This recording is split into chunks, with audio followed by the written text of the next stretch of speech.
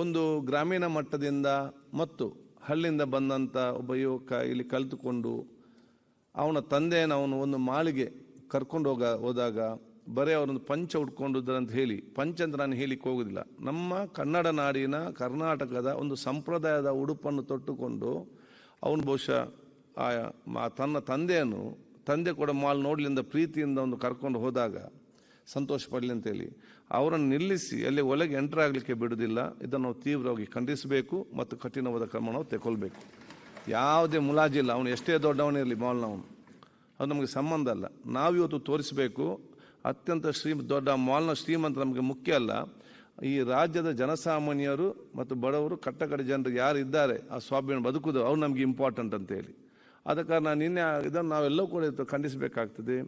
ಸರ್ಕಾರವು ಕೂಡ ಇದರ ನಿಟ್ಟಿನಲ್ಲಿ ಕ್ರಮವನ್ನು ಇವತ್ತು ತೆಗೊಳ್ಳುವಂಥ ಕೆಲಸ ನಾವೆಲ್ಲ ಇವತ್ತು ಮಾಡಬೇಕಂತ ಹೇಳಲಿಕ್ಕೆ ನಾನು ಇವತ್ತು ಬಯಸಿ ಈ ಒಂದು ಕಠಿಣ ಕ್ರಮ ಎಲ್ಲ ಮಾಲ್ಗಳಿಗೆ ಅದೊಂದು ಪಾಠ ಆಗಬೇಕು, ಒಂದು ಸಂದೇಶ ಹೋಗ್ಬೇಕಂತ ಹೇಳಲಿಕ್ಕೆ ಬಯಸ್ತೇನೆ. ನೀವು ಬರೇ ಇಲ್ಲಿ ಒಂದು ಖಂಡನೆ ಮಾಡಿದರೆ ಸರಿ ಹೋಗ್ಲಿಕ್ಕಿಲ್ಲ. ಸರ್ಕಾರದಿಂದ ಒಂದು ಆದೇಶ ಅದೇ ನಾನು ಹೇಳಿ ಸದಕ್ಕೆ ಏನು ಆದೇಶ ಆಗ್ಬೇಕಾದ್ರೆ ಅವ್ನು ಪವರ್ ಕಟ್ ಮಾಡಿಸ್ಬೇಕು.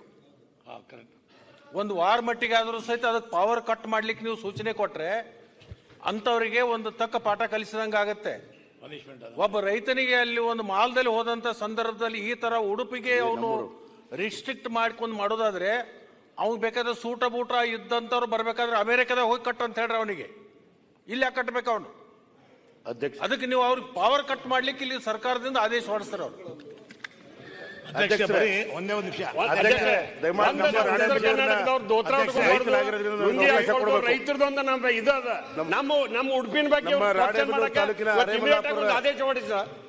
ಅಧ್ಯಕ್ಷರೇ, ಇವತ್ತು ಸ್ವಾತಂತ್ರ್ಯ ಬಂದು 77 ವರ್ಷ ಆದರೂ ನಮ್ಮ ಕನ್ನಡ ನಾಡಿನ ಉಡುಗೆ ತೊಡುಗೆ ಪಂಜೆಗೆ ಈ ಥರ ಅಗೌರವ ಆಗ್ತಾ ಇರ್ತಕ್ಕಂಥದ್ದು. ನಮ್ಮ ರಾಣೆಬೆನ್ನೂರು ತಾಲೂಕಿನ ಅರೇಮಲ್ಲಾಪುರ ಗ್ರಾಮದ ಒಂದು ಸಣ್ಣ ಹಳ್ಳಿಯ ಮನುಷ್ಯ, 9 ಜನ ಅಧ್ಯಕ್ಷರೇ ಅವ್ರಿಗೆ ಮಕ್ಕಳು, 9 ಜನರನ್ನು ಚೆನ್ನಾಗಿ ಓದಿಸಿದ್ದಾನೆ ಪಾಪ. ಬಡ ರೈತ, ನಾವೇನು ದೇಶದ ಬೆನ್ನೆಲುಬು ಅಂತ ಬರೀ ಭಾಷಣ ಮಾಡಿದ್ರೆ ಸಾಲದು. ಅಂಥವ್ರು 9 ಜನ ಓದಿಸಿ ಇಲ್ಲಿ MBA ಮಾಡ್ತಂತ ಅವ್ರ ಮಗ ಒಬ್ಬನು ಇಲ್ಲಿ MBA ಮಾಡ್ತಾ ಇದ್ದಾನೆ.